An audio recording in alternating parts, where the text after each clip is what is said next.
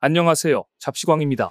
중국의 청년 실업률이 2018년 이후 최고치인 20.4%를 기록하고 중국 청년 5명 중 1명이 실업자라는 통계가 나오자 중국 공산당은 청년들의 동향을 예의주시하면서 경제적 좌절과 취업난이 행여나 제2천안문 사태를 재현시킬까 촉각을 곤두세우고 있습니다.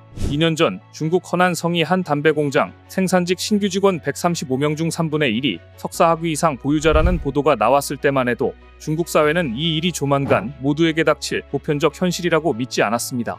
하지만 팬데믹이 끝나고 최근 중국에서 예전 같으면 상상도 못할 사례들이 속출하자 이제 현실을 자각하기 시작했습니다. 얼마 전 후단대 부속의 한 고등학교에서 보건요원을 공모했는데 이를 통해 채용된 사람은 상하이교통대 의과대학 박사였습니다. 이 소식은 중국 SNS를 타고 실시간 검색어 상위에 오르며 단숨에 화제가 됐고 중국 누리꾼들 사이에서 명문대 의과대학 박사과정까지 밟고 선택할 수 있는 직업이 고교 보건요원이라니 취업문이 얼마나 좁은지 실감난다.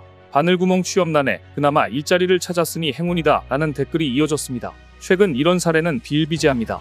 앞서 산둥대는 최근 학생 기숙사 관리센터 직원 2명을 하얼빈 공대 석사생과 호주 애들레이드 석사생으로 뽑았다고 밝힌 바 있습니다. 하얼빈 공대는 중국 이공계 대학 가운데 최고 명문으로 꼽히고 애들레이드대는 호주의 국립명문대입니다. 그런데 기숙사 관리센터 직원으로 지원했다는 얘기입니다. 이뿐만이 아닙니다. 중국 석유 천연가스가 행정직원 1명을 모집하자 베이징대와 칭화대 등 중국 명문대는 물론 영국 왕립대, 미국 존스홉킨스대 등 명문대 석박사생 224명이 몰려 화제가 되기도 했습니다. 또 일자리를 찾지 못하는 젊은 층 사이에 한탕을 노리는 요행 심리가 확산하면서 올해 중국의 복권 판매가 급증했습니다. 중국 재정부 발표에 따르면 5월 복권 판매액은 약 9조 원으로 작년 동월 대비 52.7%나 증가했다고 합니다. 시진핑 주석은 지금 심각한 청년 실업 문제가 경제 회복에 걸림돌이 되는 것을 넘어 대규모 사회 불만으로 이어질 것을 두려워하고 있습니다. 1989년 청년층 실업과 인플레이션에 대한 좌절이 천안문 시위에 불씨를 제공했다고 보기 때문입니다. 러시아에서 프리고진에 의한 군사반란이 일어나고 얼마 전 중국 청년들의 백지 시위 등이 일어나는 등 청년층이 공산당에 등을 돌리는 분위기가 감지되자 시진핑 국가주석은 당 간부들에게 이렇게 주문했습니다. 인터넷에 늘 접속해 네티즌의 우려에 대응하라. 시진핑이 공산당 이론지 기고문에서 이런 주문을 한 것은 이례적으로 인터넷 민심이 시위와 같은 집단 행동으로 분출되지 않도록 사전에 인터넷 여론의 동향을 주시하고 선제적으로 대응하라는 의도로 분석되고 있습니다. 이런 분위기 속에서 중국은 통계자료 검색이나 사진 촬영까지 단속 대상이 될 수 있는 고강도 반간첩법, 즉 방첩법을 발효했습니다. 이전보다 더 심하게 중국은 자의적인 법 집행으로 국내외 할 것 없이 언론을 막고 활동을 크게 위축시킬 게 틀림없습니다. 그런데 인터넷 검열은 강화되고 반간첩법을 통해 공포정치의 부활이 예상되는 시점에서 당 간부들 이행보는 민심과는 상당히 이반되어 있어 더 큰 문제를 야기하고 있습니다.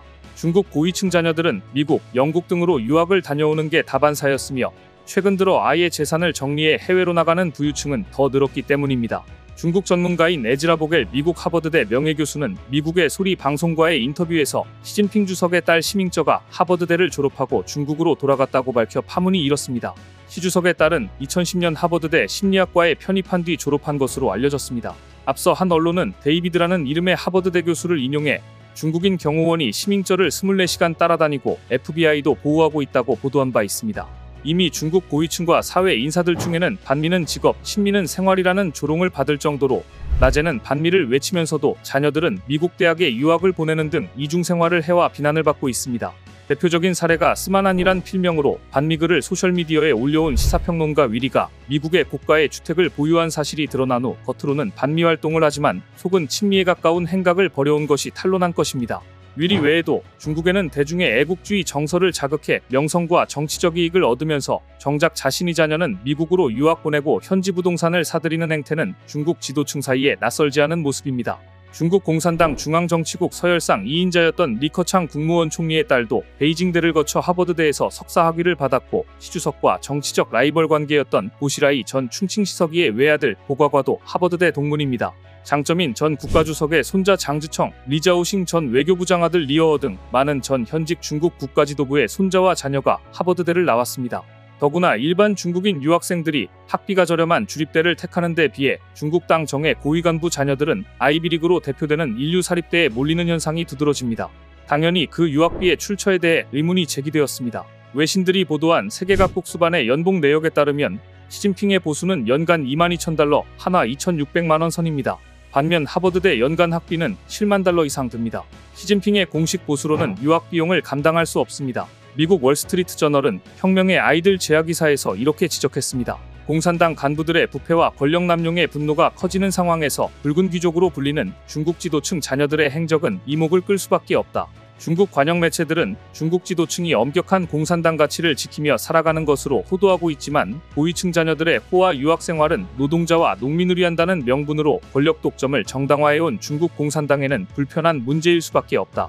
한편 중국 공산당과 정부 고위층 2, 3세의 이중국적 취득 열풍은 중국 인터넷을 뜨겁게 달궜습니다.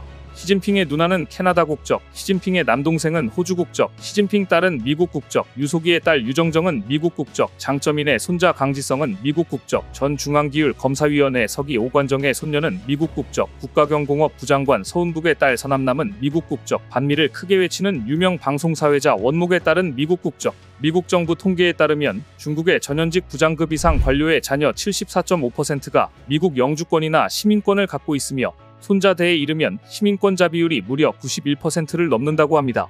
이들은 법적으로 이미 미국인입니다. 최근 가장 큰 문제는 예전에는 그래도 미국 유학을 하고 와서 중국 경제에 중추적 역할을 했지만 유학파들이 귀국하길 망설이고 있다는 점입니다. 현재 중국인 해외 유학생 수는 미국, 영국, 호주 등 영어권 국가에만 100만 명 이상인데 이들은 왜 귀국을 망설이는 것일까요? 코로나 시기 지나치게 엄격한 방역 정책으로 인권 문제가 대두됐는데 특히 신장 위구르 자치구의 한 아파트에서 화재가 났지만 방역당국이 주민들의 대피를 막아 대형 인명사고가 난 것은 상당한 충격을 주었다고 알려져 있습니다. 이래서 중국 유학파들은 중국은 답이 없다고 고개를 절레절레 흔들고 있는 것입니다. 고국을 등지려는 부유층이 늘고 있는 또 하나의 이유는 시 주석이 추진하려는 공동부유입니다. 자산가들에게 높은 세금을 물리고 통제를 강화할 것이라는 관측이 나오자 중국에 있는 자산을 팔아 해외로 나가는 부유층이 대거 늘어난 것입니다. 최근 시진핑 주석은 블링컨 미 국무장관을 만난 자리에서 중국이 도전하지 않을 테니 미국도 중국 존중하라며 사실상 지금 힘들다 양국 관계를 정상화하자는 속내를 내비쳤습니다. 영국 이코노미스트는 중국 경제가 더블딥을 향해 간다고 경고했습니다. 이중 침체를 향해 갈 만큼 심각하다는 얘기입니다. 중국이 솔직히 얼마나 힘든가는 최근 인사에서도 나타납니다. 최근 인민은행 1인자에 미국과 영국에서의 경험이 풍부한 해외파 판궁성을 선임한 겁니다. 판궁성 서기는 영국 케임브리지대에서 박사 후 연구원을 거쳤고 미국 케네디 스쿨에서 선임연구원으로 일했으며 영국 스탠다드 차타드에서 교육을 받은 뒤 연구 전문가로 활동한 인물입니다. 외신들은 판궁성 인민은행 부행장이 임명됐다는 소식을 타전하면서 판석이 임명에 대해 이렇게 논평했습니다. 서구에서 훈련받은 인물을 중앙은행을 이끌 인사로 선택한 것이다. 이번 인사는 금융부문 감독 개편으로 경제를 회복시키겠다는 시 주석의 의지가 반영된 것이다. 제닛 옐런 미국 재무장관의 방중을 앞두고 인민은행 수장 인사가 이뤄졌다는 점도 눈길을 끈다. 위안화 가치 급락, 외국 자본 유출 등 부작용이 점차 커지고 있는 상황에서 새로운 인민은행 수장이 옐런 장관과 마주 앉을 가능성이 높다. 반간첩법을 통해 외국인들의 자유로운 촬영 및 공공기관 접근을 금지하면서 인터넷 검열을 강화해 정부 경제정책을 비판하는 주요 인사들의 입에 재갈을 물릴 정도로 정보를 통제하려는 중국이 한편에서는 시장을 잘 알고 해외에서 교육받은 인물을 인민은행 수장으로 앉혔다는 사실은 중국이 지금 금융위험지수가 다분히 높으며 불을 끄기 위한 소방관의 해외파가 절실히 필요한 정도의 상황이라는 점을 시사하고 있습니다. 오늘 준비한 소식은 여기까지입니다. 댓글을 통한 여러분들의 많은 의견 기다리겠습니다. 시청해주셔서 감사합니다.